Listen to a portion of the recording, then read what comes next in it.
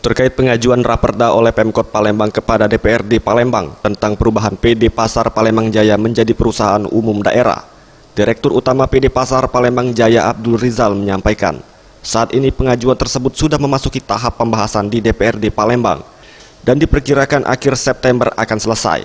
Keuntungan ketika disetujuinya pengajuan perubahan PD Pasar menjadi Perumda adalah dapat mengajukan kerjasama dengan perusahaan yang berhubungan dengan perdagangan dan bisnis, sehingga dapat menjadi sumber PAD baru.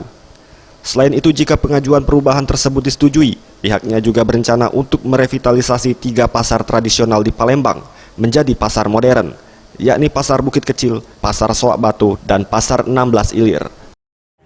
Bedanya kalau kita PD Pasar itu, kita cuma mengelola petak dan los.